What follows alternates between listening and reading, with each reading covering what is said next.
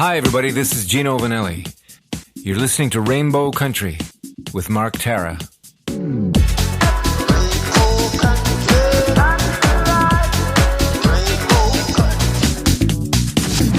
The views and opinions expressed on the following program are those of the persons appearing on the program. Today on Rainbow Country, a spotlight on the 2022 Canadian Screen Awards. That and more on episode 294, so stay tuned for Gay Talk Radio right here on Rainbow Country. Hello, my name is Conchita. And I'm Barbecue. And my name is Hardcora. And we are the Beat Girls. You're listening to Rainbow Country with Mark Tara.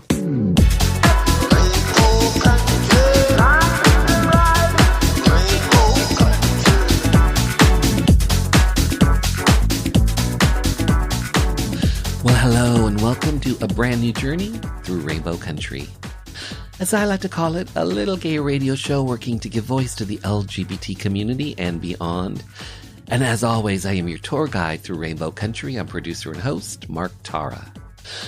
By the way, Rainbow Country originates from CIUT-FM in Toronto, and now proudly in syndication on 12 outlets across Canada.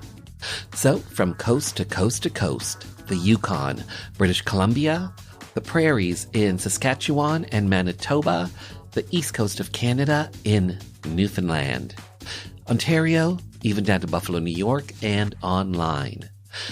And thanks to you tuning in, streaming, downloading, but ultimately listening. Together, we continue to build Rainbow Country into a nationally syndicated gay radio show, a #1 LGBT podcast on Podomatic.com's Gay and Lesbian chart, as well as being recognized as Canada's #2 LGBT podcast on Feedspot.com. So, today, a spotlight on the 2022 Canadian Screen Awards. I'll be joined by executive producer Katie Lafferty from the creative collective Makers, who will be producing this year's Canadian Screen Awards. We'll find out what's in store and so much more. Plus, LGBT filmmaker Bretten Hannam, whose 2021's queer Canadian film, Wildhood, is nominated for 6 Canadian Screen Awards. And in Hour 2, music from LGBT artists, independent artists, voices that we've come to know and love in classic disco, classic 80s, classic house. And on this episode, I'm featuring some classic Canadian disco, a spotlight on synth pop group Church of Trees, and more. But up first, my Big Brother Canada Season 10 coverage continues with the most recent Evicted houseguest.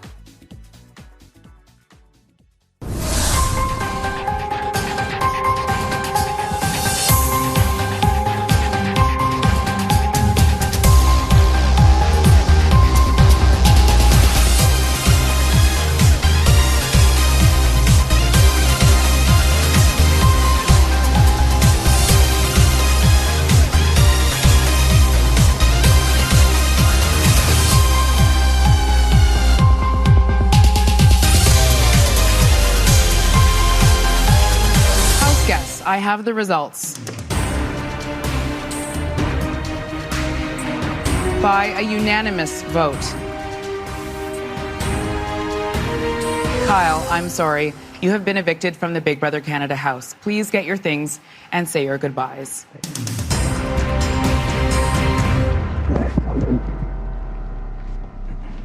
Hello, Kyle. Hello, Mark.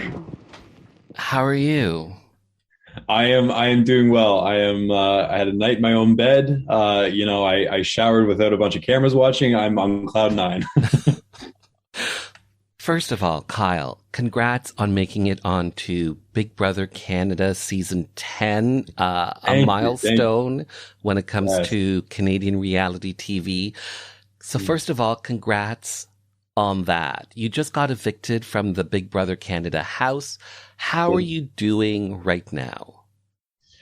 There's a ton of emotions. I'm in this, this state of trying to decompress from the entire experience. It was unbelievably emotionally taxing, mentally taxing. Right now I'm just, my priority is my mental health. My priority is kind of getting back into the swing of things in my daily life. I'm disappointed with the outcome of the game. I definitely wanted to go further, and I definitely had very lofty expectations for myself going into the house, but just to participate in such a fantastic, just a wonderful experience. It's a fantastic show with great people, and just to go through the whole thing, it was an absolute gift. So feeling very thankful for sure. So when it comes to Big Brother Canada, how would you categorize yourself? Would you say that you are a casual fan, that you are a fan of the show, or that you are a super fan? I would definitely say that I'm a super fan of the show. I've seen almost every season of the show. I'm always, and this is one of those things, this all kind of happened in the last year too, because of the Kyle Moore mix-up. I had seen some episodes of Big Brother, but I hadn't necessarily kind of really been I didn't dive deep into the world. But once the Kyle Moore mix-up happened, I just fell in love with everything that Big Brother Canada stood for. And, I just thought it was just the coolest game. And, how many times as an adult do you get to go in and just dress up in silly costumes and play these intense games with, big prizes on the line, and just everything about it was just amazing. So I definitely dived pretty deep into the fandom for sure. Did you have a strategy going into the game? And if so, what was it? I did. I wanted to approach the game like a game of chess. It was just one of those things where, in terms of thinking it like a strategy game, I just figured it was the best way that I could kind of equate it to something that I understood in daily life. So the idea was to move first, as if act as the white pieces, move first to kind of allow that mentality of setting the board. So I did want to win an earlier HOH. Week 3, I thought might have been a little too early. I didn't particularly want to win that one, and obviously it ended up being very much my demise.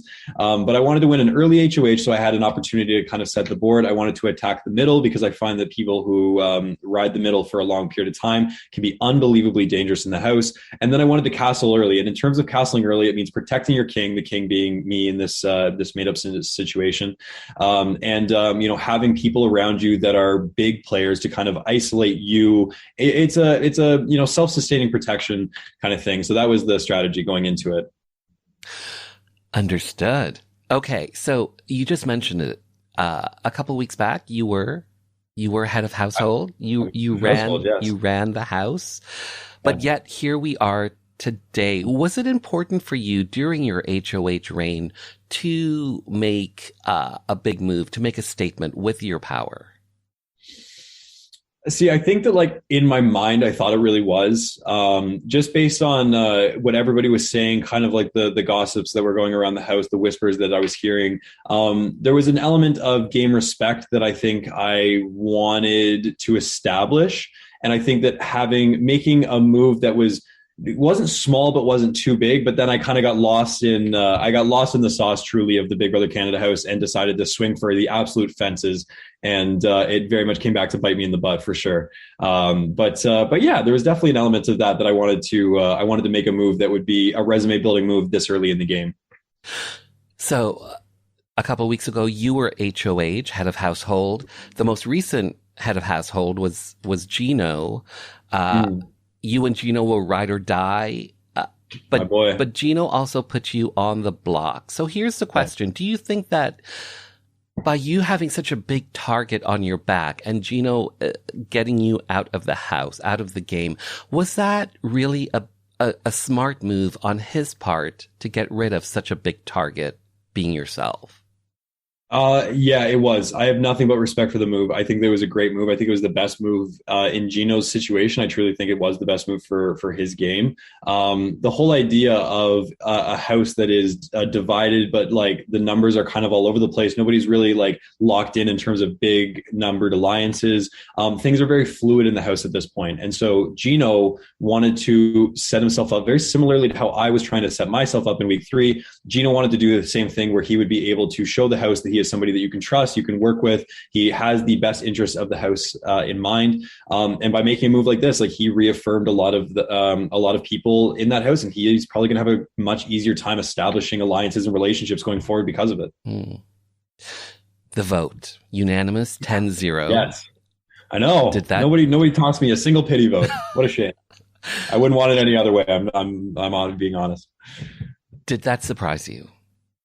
No, I was expecting it. I thought maybe possibly somebody would kind of just toss me a little wink of a vote. But no, I was very much under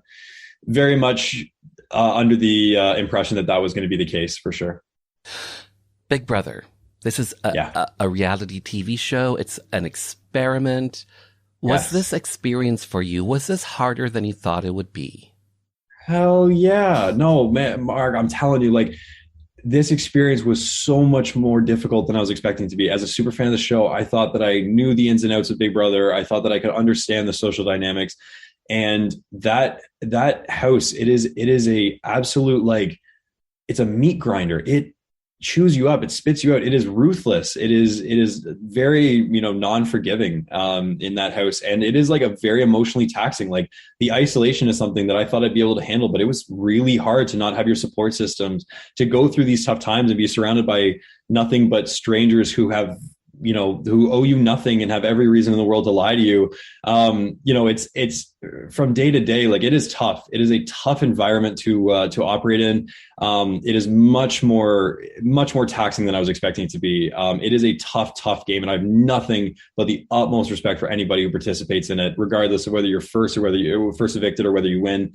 It is a very, very hard game to play. Anything you would do differently looking back? Oh God, do you want a list? There's a lot of things. Hindsight's always 20/20. There's so many things that I look back on and I'm like, oh, I wish I had done that differently. I think the biggest thing that I can say is during my week 3 HOH, by only listening to a choice few voices, I really limited my perspective on what was going on in the house.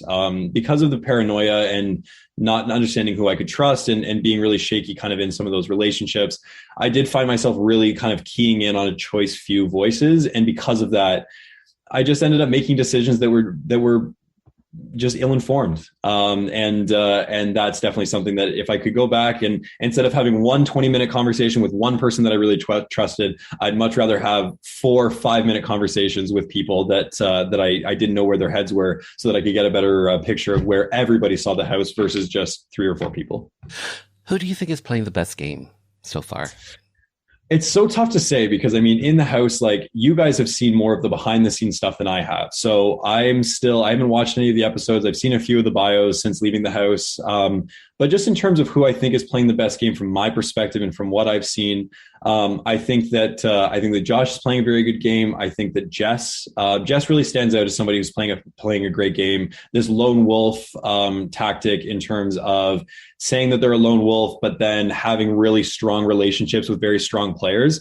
It's one of those things that once they find themselves in a position of power, they'll have the numbers because they've built these relationships regardless of this lone wolf, target number 1 status. So I think that Jess is definitely somebody, and also Gino and Jace. I really do think, although they're in one of the most obvious showmances of all time, I still think that they're both playing really great games as well. My last question, best part about being part of Big Brother Canada Season 10? Oh, just the experience. Like, what an absolutely fulfilling, it's a dream come true. It's so much more than I could have ever imagined. It was a platform that I got to use to talk about my mental health advocacy. It was something that, it was, 3 years ago, I couldn't look myself in the mirror. And now I'm on a stage in front of a nation being able to do something that I love and say that I love the person that I'm becoming, that I'm growing into. Like, it's very surreal for me. I think just the entire world of Big Brother Canada, I think, was the best part. I can't pick just one moment. It was really just how this changed me. Kyle Moore, thanks for your time. Well said, well done, well played. Well played. Thank you. I appreciate that, Mark. It means a lot. Thank you. Big Brother Canada airs on Global TV Mondays, Wednesdays, and Thursdays. Check your local listings for airtime.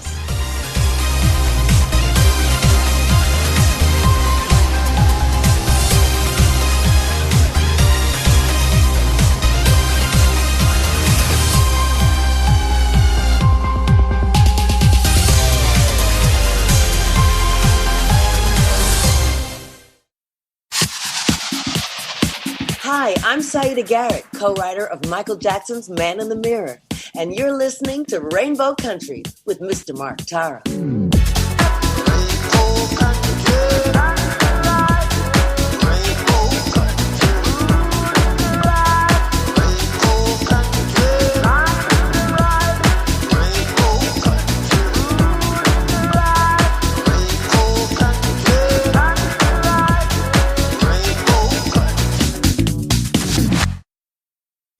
She is an award-winning filmmaker, executive producer, showrunner. She's worked on shows like Dragon's Den, Undercover Boss Canada, as well as the award-winning Employable Me. She is Katie Lafferty, who's going to fill us in on what to expect at the 2022 Canadian Screen Awards. Katie Lafferty, hi, how are you? I'm good. How are you? I am good now that I am speaking to you to talk about Makers, a collective of producers who happen to be producing the 2022 Canadian Screen Awards. Thank you for being on here to talk about this and more, and especially for the LGBTQ community to hear about you and all the things that you are doing. But I want to start here with yourself, Katie. I want to start here. Let's talk about this collective of creatives known as Makers. When did this collective Makers, when did this all come about? Well, Makers is actually a first of its kind producer only collaborative. So the whole I think the whole meaning behind this company is to bring all of these great producer minds together. And the goal is to kind of get anything done and make cool shit. So what we do at Makers is work on everything from feature film to innovating house building for Habitat for Humanity. So I think it's really, really, really kind of honing in on that producer mind and really putting it to its best use in really any field you can think of. So this is relatively new, this collective. In regards to feature films, is there anything that's been released over the last few years that we might know of that you guys had a hand in, let's say? Makers was a partner on a film called White Lie that premiered at the Toronto International Film Festival. Mm-hmm. It's a really, really cool film. You should check it out. It's on Crave. We are also now in early development on a new feature film, top secret, but I hope it will be out in 2023. In 2023. Okay. Mm-hmm. And how many individuals are in Makers? I believe that we have about 60 producers, and Makers is now global. We have teams in LA, in New York, producers who work in Europe. So it really has become this global producer collective. And did this start in Canada, in Toronto? Sure did. Yeah, it started in, Makers has taken a few different forms, and I've joined Makers within the last year. They've created this new original content department that I lead up, which is really, really focused on long form storytelling. So again, that's everything from feature documentary series, branded content, and feature film. But Makers has been working in the industry for years and years, but I've joined within the past year. And for yourself, your particular role is heading up this department. Can you talk to me a bit more about that? Like, are you creating this new content, or are you being hired to add your flavor to it? Such a good question. It's kind of all of it, It's a really neat opportunity because I love the idea of being part of a department that is brand new at a company. And so what I've been able to do is, alongside with some of my colleagues, is think about some of our goals, like what are some of our long-term goals? What are the projects that we're really all interested in? And then we're all able to come together and collaborate on things that we want to do, things that feel really important to us to produce. We're also certainly open to outside pitches that we can then kind of shape and bring to life. So, or once in a while too, we'll go like the Canadian Screen Awards. That's a yearly event. I'm really passionate about it. And we were able to go as a group and pitch the Canadian Academy on letting makers produce the whole show this year. So we do so many different things in original content department. And I honestly work in everything from development to production to operations, all of it. So you just mentioned it. The Canadian Screen Awards, the 2022 Canadian Screen Awards, recognizes the year's best in Canadian English and French language television, film, digital media. What does Makers have in store for Canadians when it comes to the 2022 Canadian Screen Awards? When we tune in to see it? Yes. We are totally reinventing the Canadian Screen Awards this year. We have taken a show which normally lands at around 90 minutes. We are doing a 1 hour star-studded, action-packed show. Our main objective this year was to really, improve the viewer experience, really celebrate Canadian storytelling. And we wanted people to watch the show. When I think of the key emotions that I want people to feel when they're watching the show, it's joy, magic, laughter, empathy. We've worked really, really hard on every element from production value in the way that we are, framing our interviews, all the way to the composers that we're using on the show. So we really hope that this will be 1 hour of television that feels really, really fun, joyful, and celebratory. And are these awards, will they be virtual? Are they in person? Our tagline this year is live ... sort of. It is it is a true hybrid of a show this year. I think we felt really strongly that people were getting a little bit tired of the fully virtual show with stars and nominees and presenters existing only on Zoom. It's been a really, really tough couple of years. A lot of our programming has really been living in that Zoom format. So what we wanted to do was put our best effort forward to shoot all of our presenters in person. It's pre-taped, but we are with them. And it's so great because we're going in these glamorous settings. They're all coming dressed up, red carpet ready. So you really feel that glamour when you're watching the show. And then we're also incorporating live acceptance speeches in the performance categories. So it really does fit into the live sort of tagline. Okay, Katie. Insight Productions, an award-winning powerhouse production company. They produce a number of shows, Big Brother Canada, the Junos sporting events. They've even done the Canadian Screen Awards. So talk to me. You mentioned this a bit earlier. Talk to me about how Makers ended up producing the 2022 Canadian Screen Awards. How did you guys end up snatching this, our award show from Insight? Strangely enough, I used to work for the Academy of Canadian Cinema and Television. It was about 10 years ago. I was actually the Gemini Awards manager. So I was really leading up the production of the yearly Gemini Awards. That's back when we only had a TV category. Now they're obviously combined in the Canadian Screen Awards, which is both film and television. It's something that I've really wanted to produce for a long time. So I spoke with the Academy and really tried to emphasize that Makers could help them reimagine the show this year. Like I said, we have such a wide range of producers that I'm able to pull on all of these great minds within Makers to help bring the show to life. I very much come from the traditional production company background. That is what I'm used to. However, some of the people at Makers are graphics superstars. Some of them are amazing at putting together live hits for a broadcast show. We have incredible talent producers in-house. So we have all of these amazing minds that we were able to pull from that live outside of a traditional production company.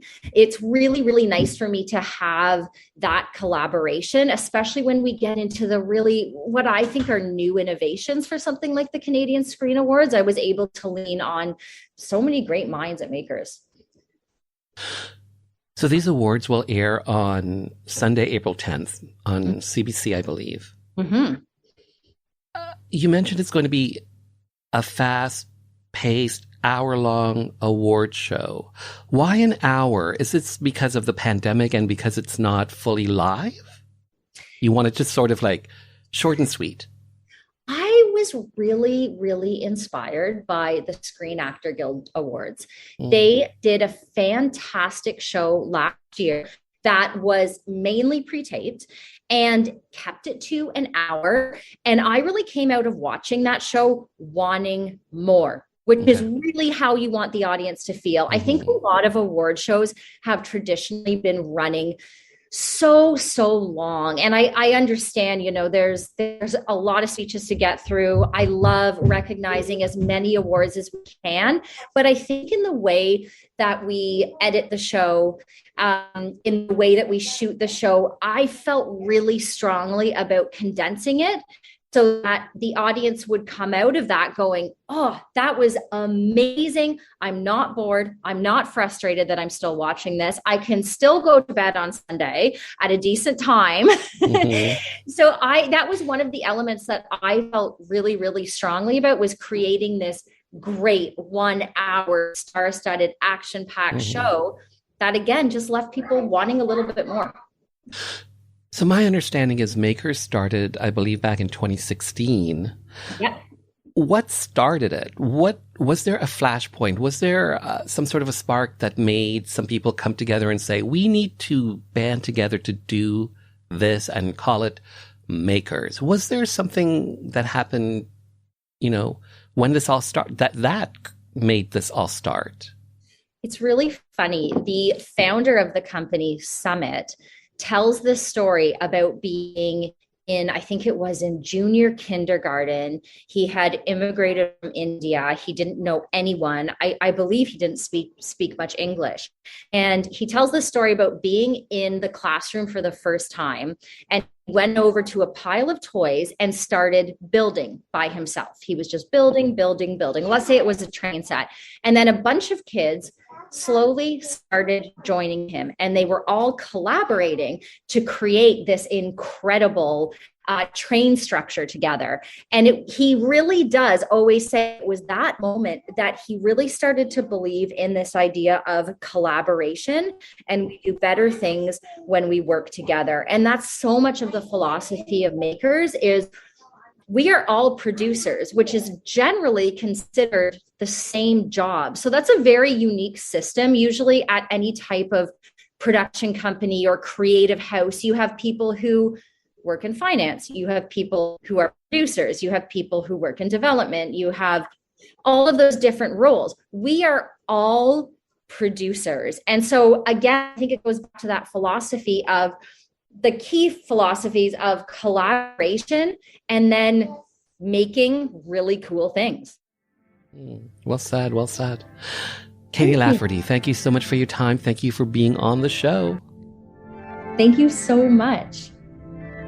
The 2022 Canadian Screen Awards will air on CBC Sunday, April 10th. Check your local listings for air times.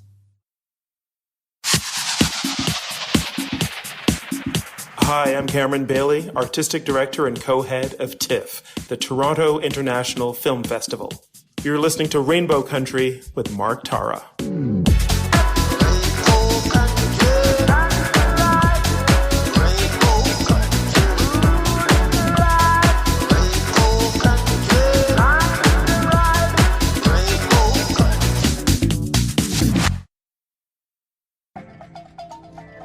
So if you are in the Toronto area on Saturday, April 2nd, here's something you just may be interested in. Olympic champion, world champion, and Canadian champion pairs figure skater Eric Radford will be hosting some of Canada's finest musicians in a live performance of his new album, Future Renaissance. Now, most of us know Eric as an Olympic champion, a two-time world champion, as well as Canadian champion when it comes to pairs figure skating. What you may not know is that Eric is also an accomplished pianist and music composer, and is releasing his latest album, Future Renaissance. This event is going to be an intimate evening of words and music. Saturday, April 2nd, 8 p.m., the Metropolitan Community Church of Toronto, 115 Simpson Avenue. And for more information, simply Google Eventbrite Eric Radford.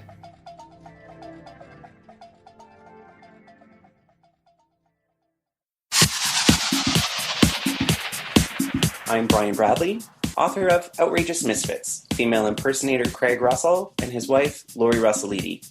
You are listening to Rainbow Country with Mark Tara.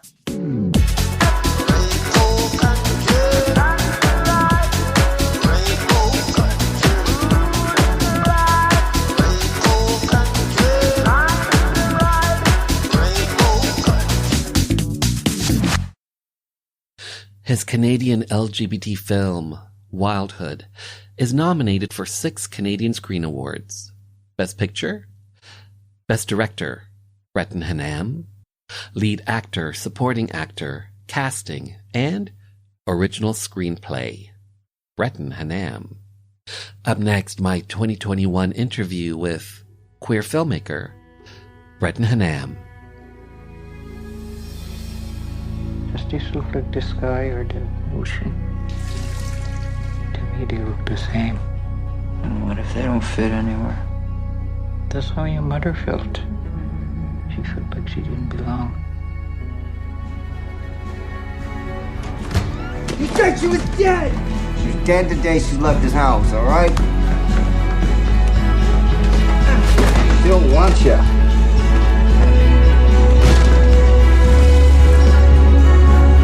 Don't you dare! Let go!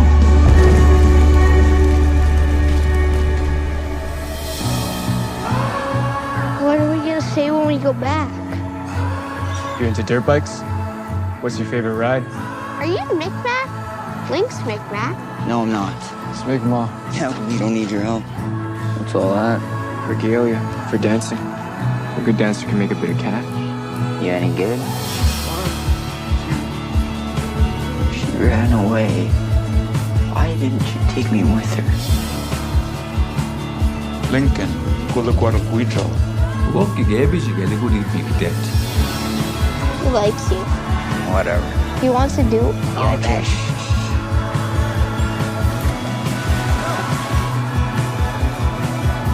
You don't know how lucky you are that you got somewhere you're going. How do you say mother? Engage. Oquis is son. Engage. Oquis.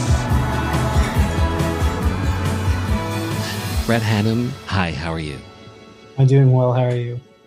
I am good. Thank you for being here to have your voice, your story be heard by the LGBT community and beyond. So thank you for that, especially when it comes to your new movie, 2021's Wildhood. Let's just jump right in. I believe you wrote, produced, directed this new film in conjunction with others. What is the story that you're telling in Wildhood? Talk to me about this story.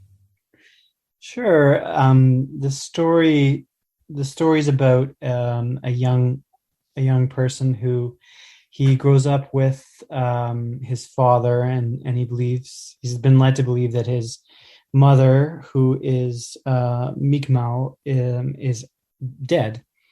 And he doesn't really fit into the trailer park. His dad doesn't really like him. He kind of is tolerated. And his only friend is kind of like his younger half brother. So he doesn't really fit into this trailer park setting very well, for various different reasons, and finds out one day that his mother is alive, in fact, and he decides that he's going to take his younger brother with him and go on a journey to find her. And on the way, they meet another young fellow who is a two-spirit Mi'kmaq fancy dancer. And together they travel along the back roads and in search of the mother, and they kind of form this little found family unit and go on a trip. Go on an epic journey of self-discovery, maybe even. No big deal. The first 8 minutes or so of this film is powerful. It's engaging. It's a little shocking. Was that always the intent, the opening of this film, that the way that it is? Was that something that was set off at the get-go, or did that evolve over time? That part didn't change very much from the inception of the story, which was like 10 years ago. So that's saying something, I guess. If anything, we actually toned it down a lot. Wow, you toned that down. Okay. Yes, that got toned down. It's a little too much. But now it's just right. It's a little bit shocking, but not overwhelming, I hope. Yeah. No, it's well done. The use of music, pop songs, the score, very effective. Is that important for you? Is that something that you look for in regards to setting the tone and the mood of a certain scene by using pop songs in particular? Yeah, I mean, music has the potential to change the entire feel and tone of a scene. So, we were dropping all these different songs into place throughout different parts in the movie, seeing how it changed the vibe or how it changes the feel of the characters in the scene, or even how it changes the dynamic of the scene within the context of the greater story as a whole. So that's something that we're super mindful of. And for me, the way I consume music is if I hear something and I like it, I save it. I don't really have a great retention for the names of songs. So often I'll be like, oh, I know exactly what should go here, but I have no idea how to express it. Besides finding the song and playing it for people. So having other people who are much more versed in that kind of thing helped me a lot. I'd be like, it's kind of like this song. And they're like, here's 5 different other songs. Mm. This story that you're telling, how did you say that it took 10 years to bring the story to the screen? Yeah, the first draft I wrote, I think, was 2010 or 2011. And at the time, the feedback that I got was that people liked the story, but a lot of it came with changes that I wasn't willing to do. And where were those changes? Like, who was asking you to make those changes? They would have been just people that were mentoring me or that I respected or had more work than me, or not work than me, but like had more of a body of work than I did. Right? People that I looked up to, I want to get feedback from, because I was just starting out.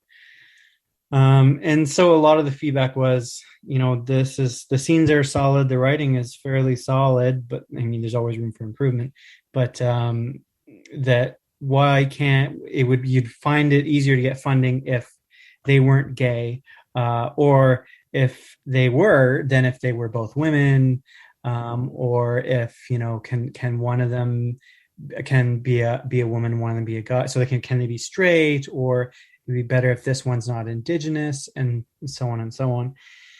And unfortunately, that's not new type of feedback.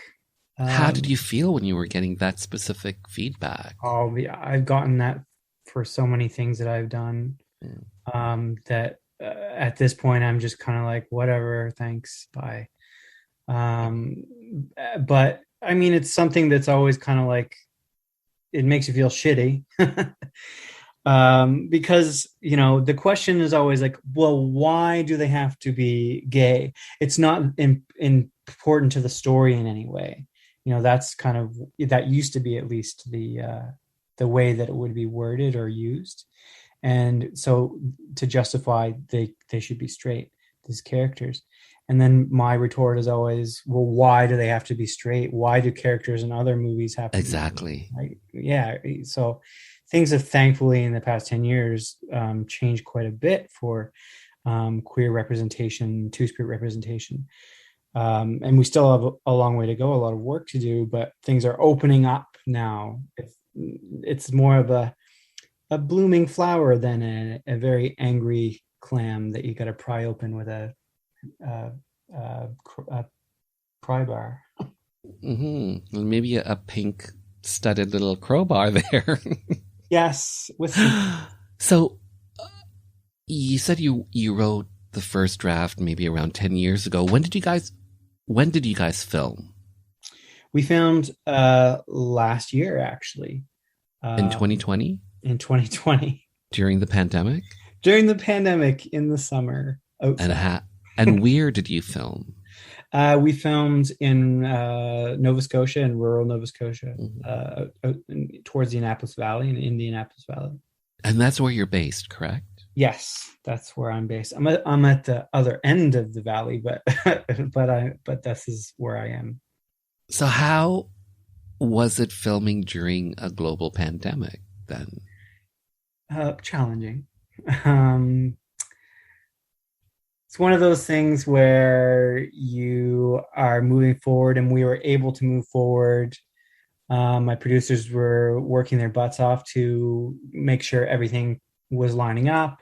We had to compromise certain things in some ways, like that when the actors came in, they had to quarantine for 2 weeks. So all of the rehearsals were over Zoom, which is very odd. And I wasn't a huge fan of that, but it was one of those things where this can happen and it's the best we can do to keep moving forward. So we did make the most of it, and it did work out quite well.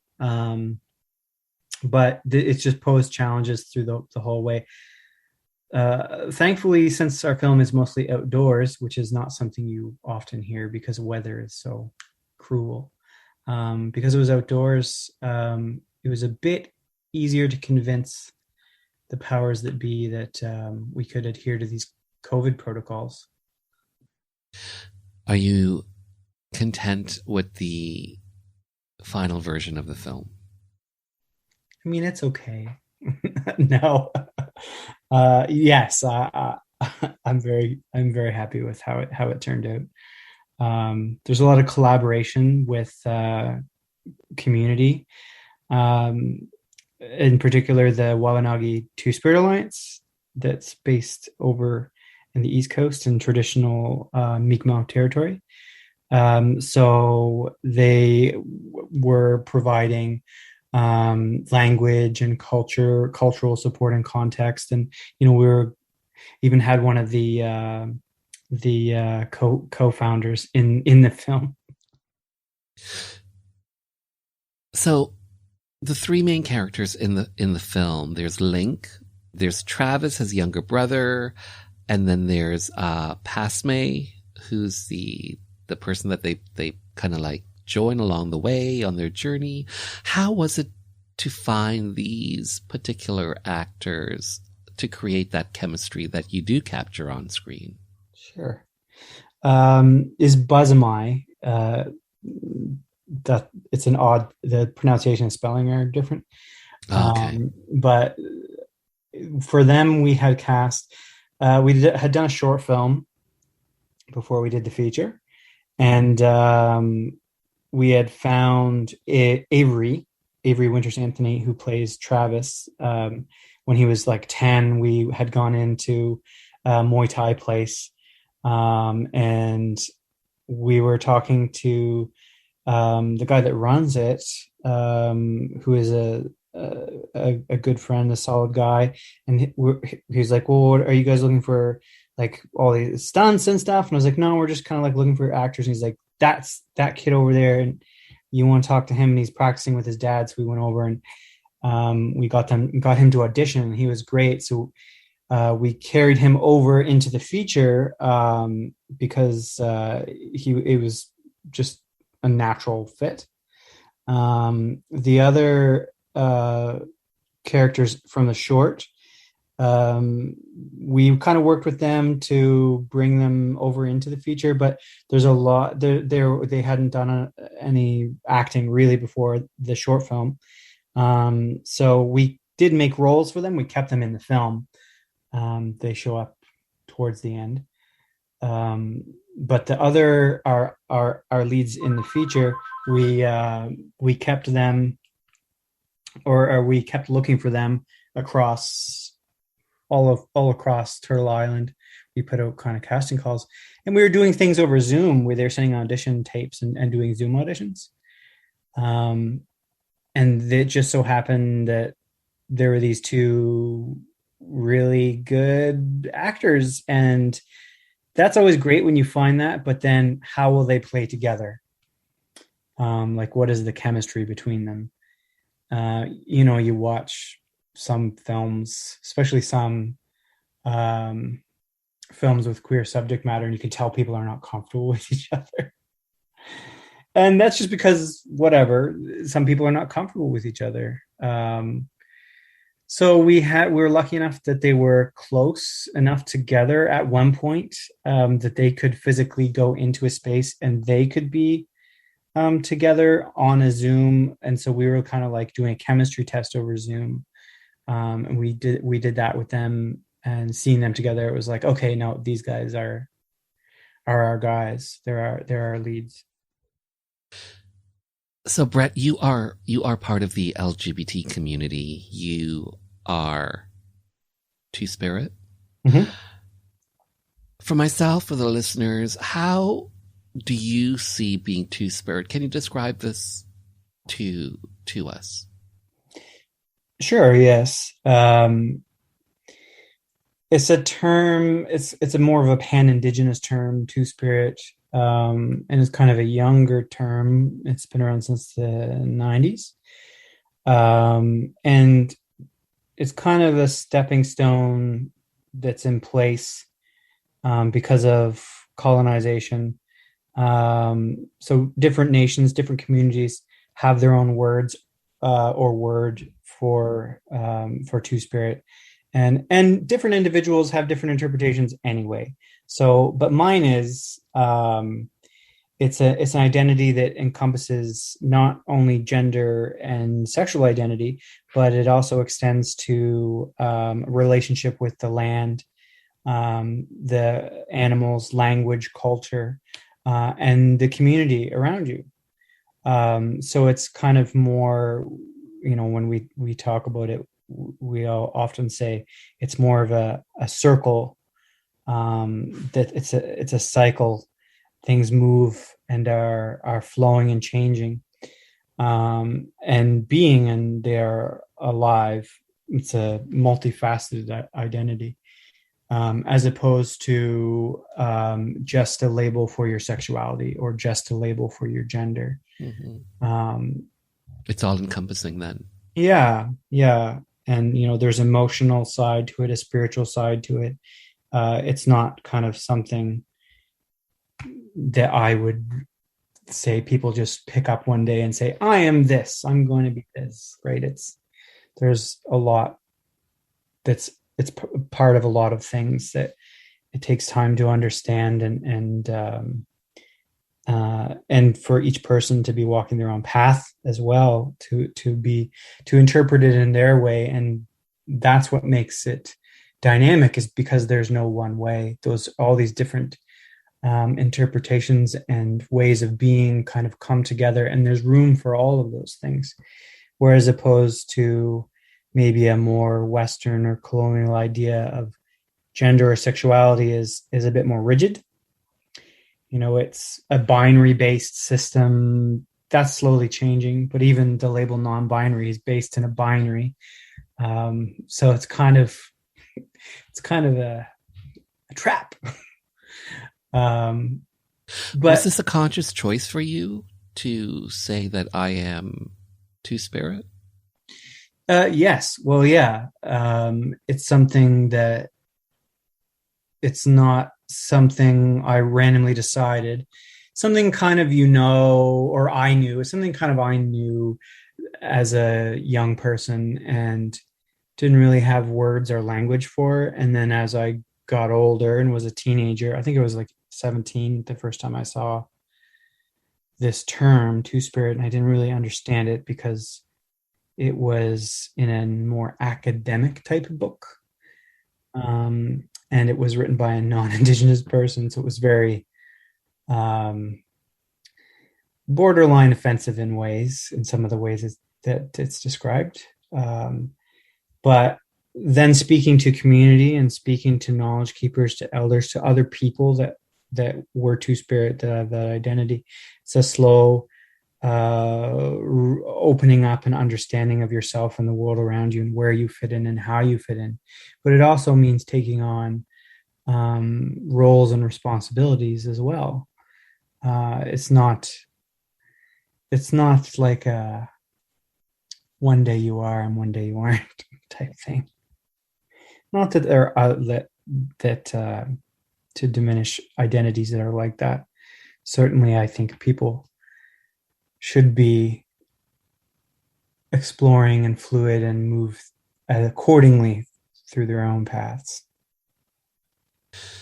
So gender-wise, you go by, your pronouns are they, them.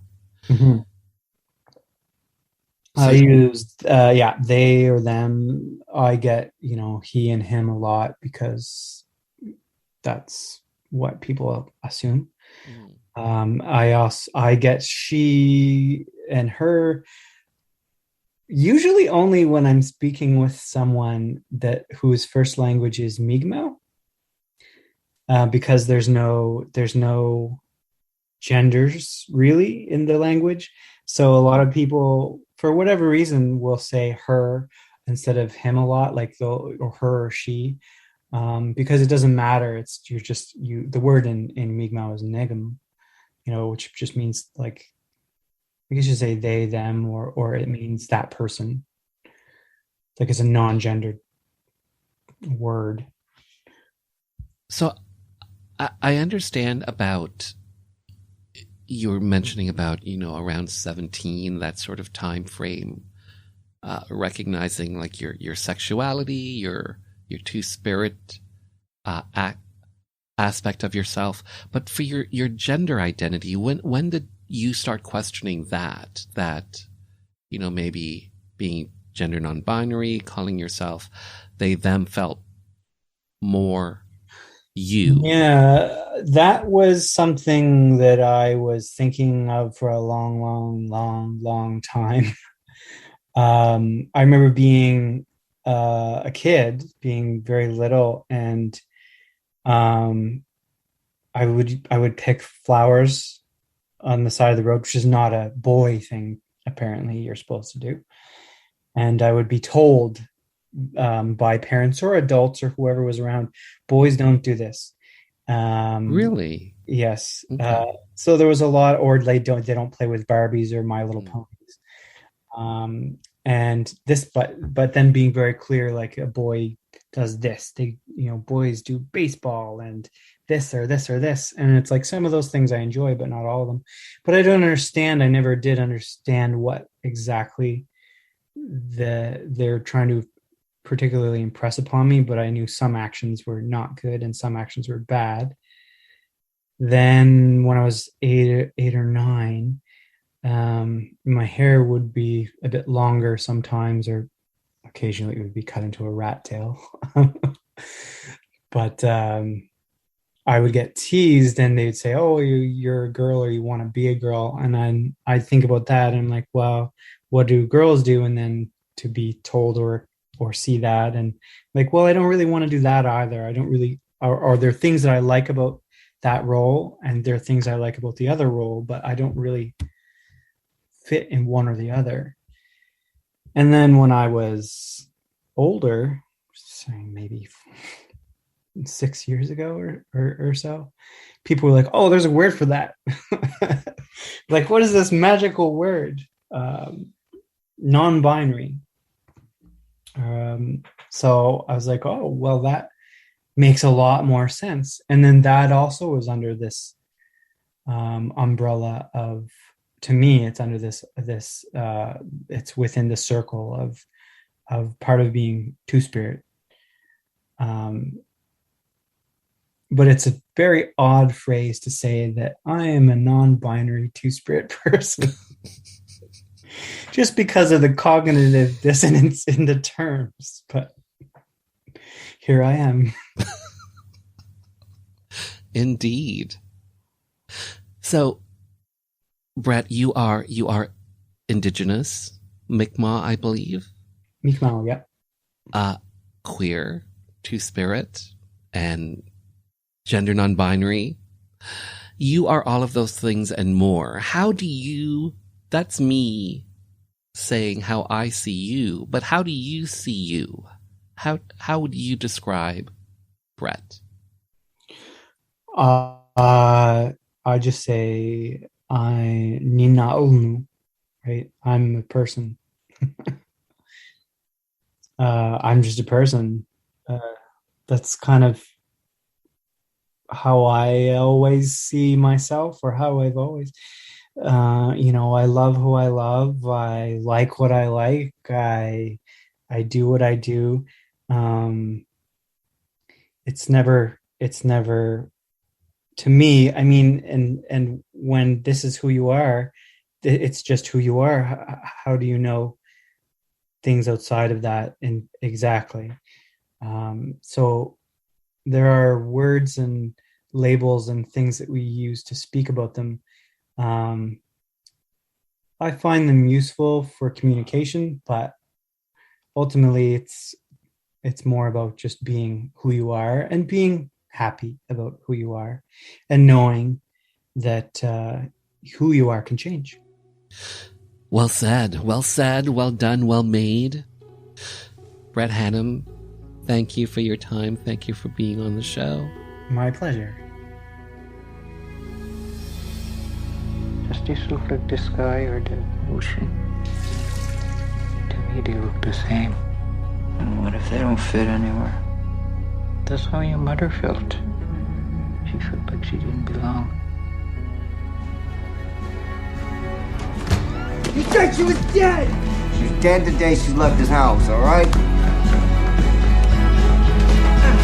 She don't want you.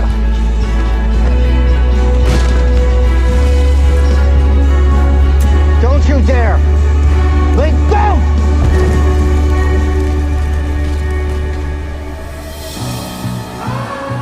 What are we gonna say when we go back? You into dirt bikes? What's your favorite ride? Are you Micmac? Link's Micmac. No, I'm not. It's Mi'kmaq. Yeah, we don't need your help. What's all that? Regalia. For dancing. A good dancer can make a bit of cash. You any good? She ran away. Why didn't you take me with her?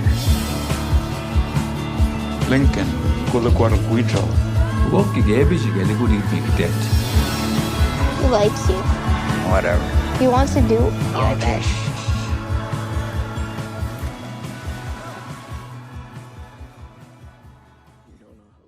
For even more on this film, check out wildhoodmovie.com.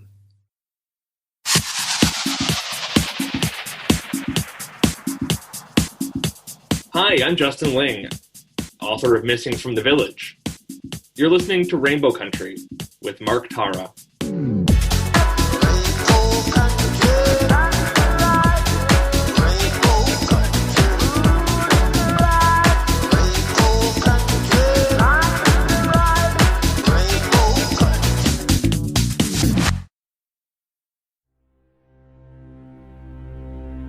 Hi, my name is Joanne Vanicola, and I'm an actor and a writer, and I was first on Rainbow Country with Mark Tara on discussing the massacre at Pulse Club in Orlando.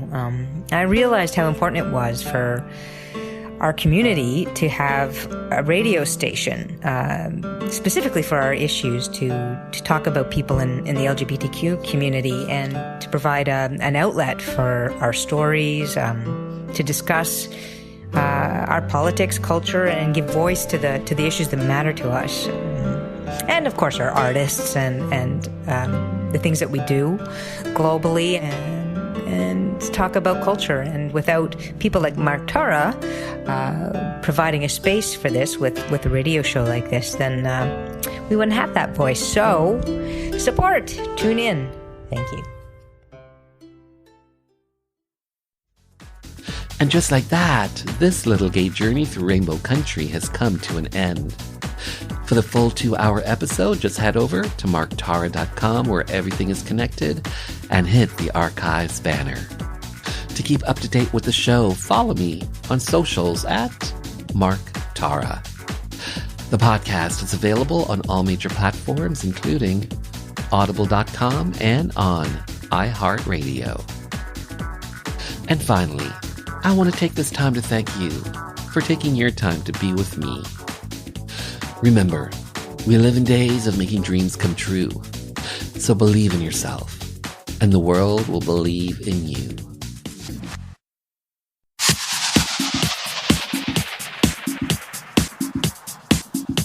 Hi, this is Police Constable Danielle Botno, also known as LGBT Cop, and you're listening to Rainbow Country with Mark Tara